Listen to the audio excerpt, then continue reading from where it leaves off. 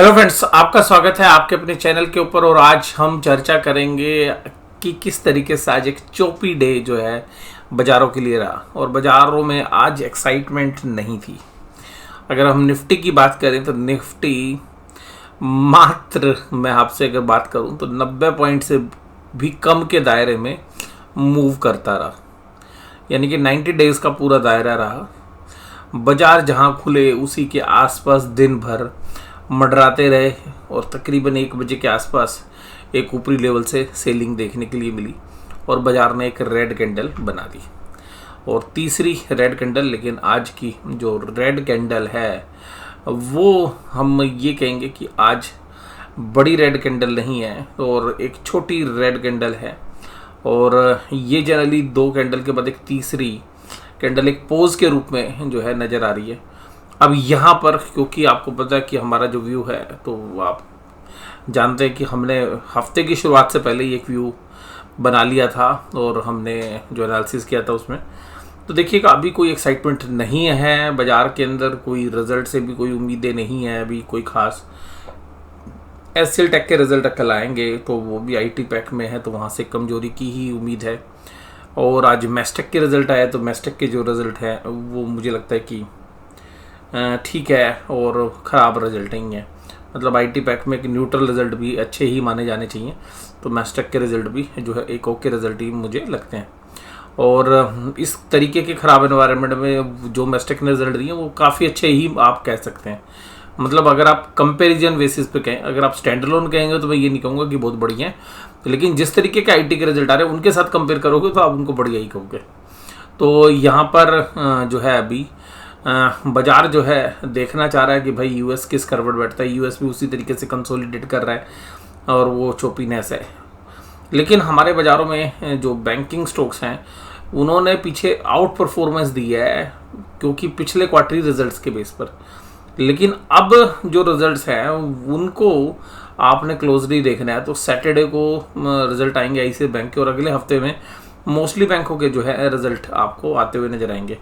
तो यहाँ पर थोड़ा सा जो सेशन है वो वोलेटाइल हमें लग रहा है, तो बाजार इंतजार कर रहे हैं। और एक चीज़ जो है हमें बड़ी साफ साफ नज़र आ रही है, अगर बैंक निफ्टी नहीं चलता तो निफ्टी आज की डेट में नहीं चल पाता।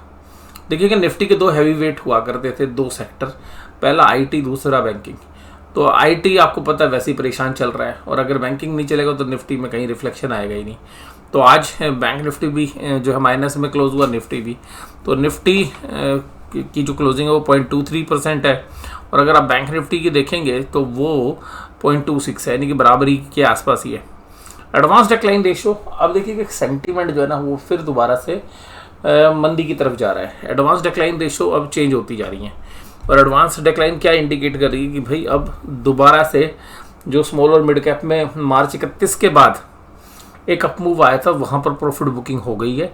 और स्टॉक स्पेसिफिकली देखिएगा अभी भी कुछ शेयर्स काफ़ी अच्छा कर रहे हैं और एक फार्मा ही अच्छा कर रहा है, ये इस एंटिसिपेशन में कि कोविड के केसेस बढ़ रहे हैं, दोबारा से कोविड जैसी सिचुएशन होगी, फिर फार्मा कंपनीज को प्रॉफिट होगे, तो ऑपरेटर उस तरीके के शेयर्स को ड्राइव कर रहे हैं। बट मुझे लगता है कि ये भी जब बाजार के अंदर कोई करेक्शन बैठेगी तो ये भी शायद अपने आप को डिफेंड नहीं कर पाएंगे। हालांकि मुझे लगता है फार्मा जो सेक्टर है उसमें जो जेनरिक ड्रग्स वाली जो कंपनीज हैं और बाकी जो फार्मा कंपनीज भी हैं ओवर वैल्यूड तो नहीं है। हालांकि जो इंडेक्स के अंदर जो कंपनियां हैं वो आपको स्लाइटली ओवर वैल्यूड लग सकती है, लेकिन मिड कैप के अंदर जो कंपनी है, मिड कैप फार्मा कंपनीज, वहाँ पर एक अच्छी वैल्यू अभी भी हमें नज़र आती है। हालांकि कुछ राइज हो चुका है और हमारा जो व्यू था, जो लोग हमारे साथ जुड़े हुए उनको पता भी है बात कि मैं पिछले 6-8 महीने से, बल्कि 1 साल ही हो गया, मेरा व्यू फार्मा की तरफ ही जो है पॉजिटिव रहा है। और हालांकि एक जो फार्मा शेयर आज 15-16% का राइज भी किया है और जिसमें चाइनीज़ प्रमोटर हैं, ग्लैंड फार्मा की मैं बात करूं, तो वहाँ पर भी एक अच्छा जो है रुझान था आज। और इसी तरीके से आज अगर हम तेज़ी देखें तो Bharat petroleum, Divi's, Bajaj auto, Axis bank और महिंद्रा जैसे शेयर्स में थी। लेकिन बाज़ारों के अंदर जो वॉल्यूम थे वो, अगर आप आईटी पैक में देखें तो एक वॉल्यूम के साथ सेलिंग हो रही है। आज फिर इन्फोसिस के अंदर एक गिरावट देखने के लिए मिली 2% की। और अभी अगर एचसीएल टेक के रिजल्ट भी मान लीजिएगा कि बाजार की उम्मीदों से ख़राब आते हैं तो फिर देखिएगा अभी ये पूरा फिर आईटी पैक और कमज़ोर हो सकता है। लेकिन मुझे लगता है कि इसको कमज़ोर हो जाने दो और इस महीने की एक्सपायरी के अंदर जब इस महीने की एक्सपायरी हो जाए तो शायद कुछ सौदे मंदी के अगले महीने भी जाएंगे आईटी पैक में।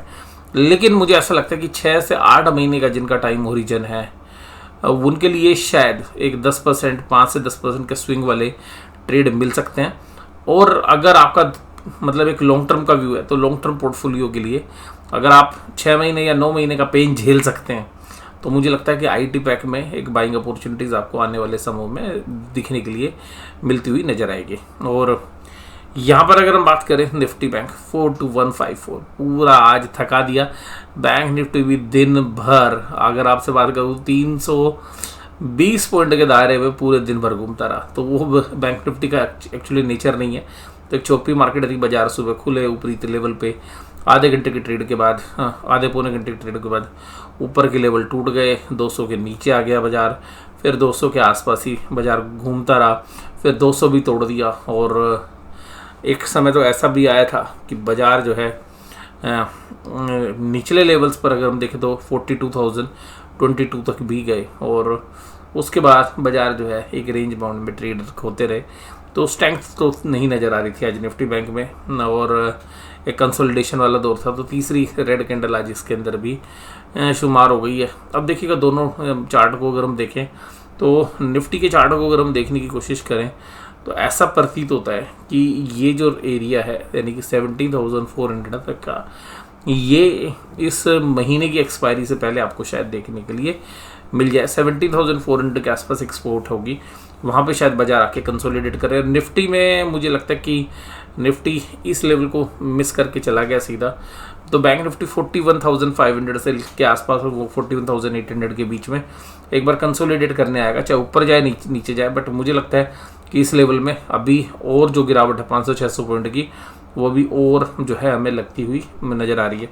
इसके अलावा यहाँ पर शायद हमें लगता है कि ये हफ्ता हो जाए, उसके बाद सैटरडे के आईसीआईसीआई बैंक के रिजल्ट के बाद बैंक शायद थोड़ा सा खुल के अगले हफ्ते ट्रेड होते हुए नजर आए और वहाँ पर अगर अच्छे आ गए तो ऊपर की तरफ राह बन सकती है। लेकिन मुझे उम्मीद कम है और अगर थोड़े से भी खराब आए या बाजार की उम्मीदों से खराब आए तो एक नीचे का और एक स्लाइड 1000 पॉइंट का आपको बैंक निफ्टी में भी देखने के लिए मिल सकता है। बट मुझे लगता है उससे पहले 41,500 और 41,800 के बीच में बाजार जो है अगले 2 दिनों के अंदर आपको नज़र आना चाहिए। तो मेरा व्यू अभी भी जो है ऊपरी लेवल पर सेलिंग का ही है और जिस तरीके से बाजार अटक भी रहा है।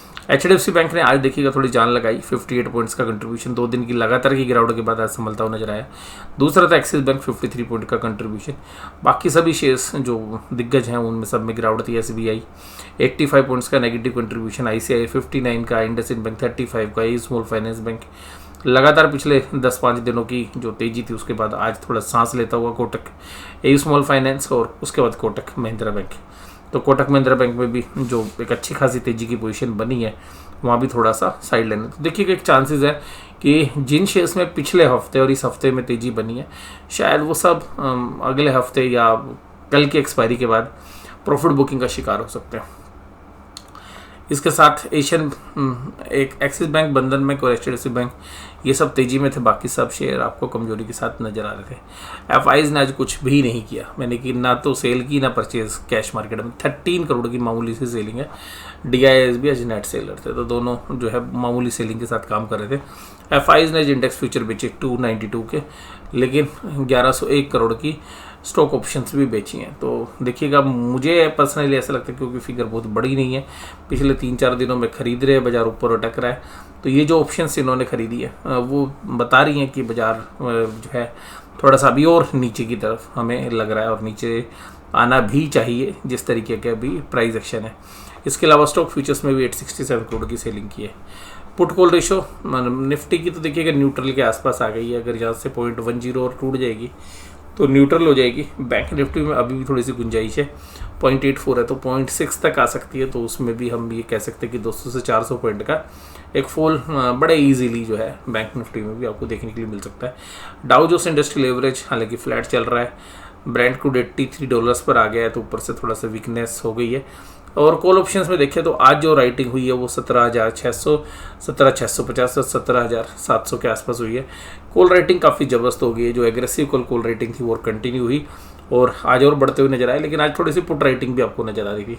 तो जो कल गायब थी पुट राइटिंग, आज पुट राइटिंग भी थी और हालांकि कॉन्ट्रैक्ट साइज में अगर हम बात करें तो पुट राइटर भी 70,400 के ऊपर जो है 36,000 थे, इसके अलावा 70,500, 53,000 ये नए कॉन्ट्रैक्ट आज ऐड हो गए। तो कुल मिलाकर ऑप्शन चेन की डेटा अभी भी कॉल साइड थोड़ा से ज़्यादा है, यानी कि रोकने वाले ज़्यादा है, लेकिन आज फिर भी पुट राइटिंग हुई है। तो कल भी एक रेंज बाउंड आप ट्रेड में एंटिसिपेट कर सकते हैं, लेकिन बात ये है कि कल वीकली एक्सपायरी है, तो एक स्लाइड मूव जो है किसी भी साइड देखिए वो दोपहर के बाद बड़े प्लेयर्स लाने की कोशिश करते हैं। तो हमें लगता है कि जो एक मूव है अगर 17,600 के नीचे ही बाजार लगातार बना रहता है तो 70,500 टूटने के बाद 17,420 तक के भी लेवल आ सकते हैं वीकली एक्सपायरी की वजह से।